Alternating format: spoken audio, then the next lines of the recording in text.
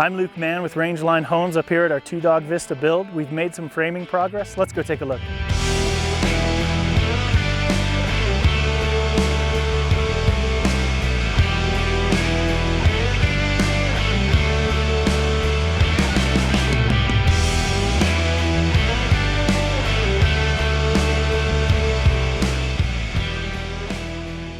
In our last episode, a month and a half, maybe 2 months ago, it was 70 degrees, and when I got out of my truck this morning, it was 4 degrees. But our framers are up here working hard, making some great progress. So we're about 70% framed.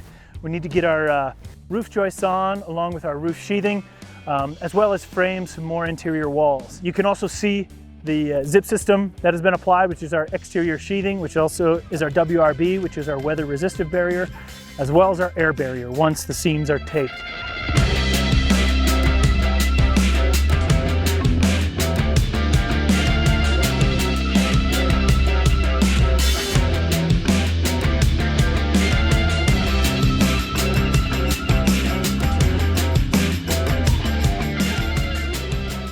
All right, so on this home, we have unconventional framing. What is typical on an exterior wall in most builds is a standard bottom plate that is the same size as your studs. Now on this exterior wall, we have a 2x8 bottom plate and top plate with a staggered wall assembly. So the staggered studs, each one touches the inside and the outside, but they never fully bridge that gap between the outside and the interior.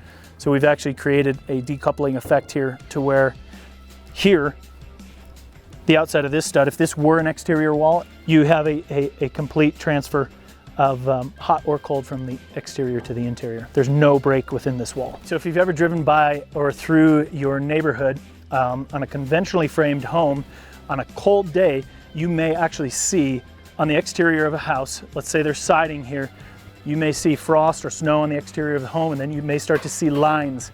And those lines that you see is where the frost has melted from the heat on the inside of the home, transferring through the stud to the outside. So that wall assembly is not decoupled.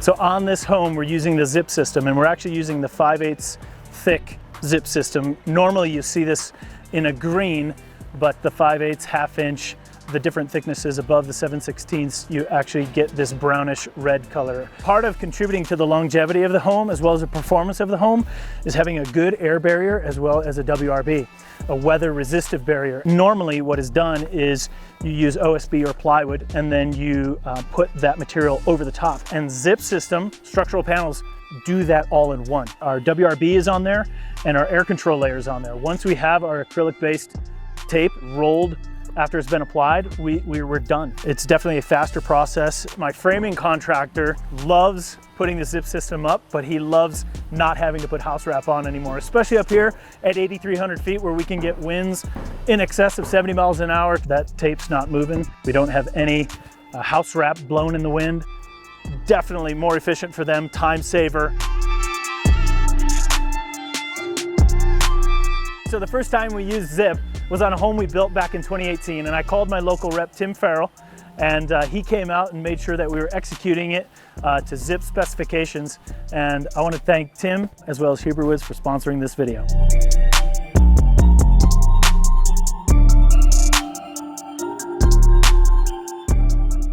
All right, so framing continues as well as the installation of our zip system from Huber. Thanks for following along. Make sure to like and subscribe.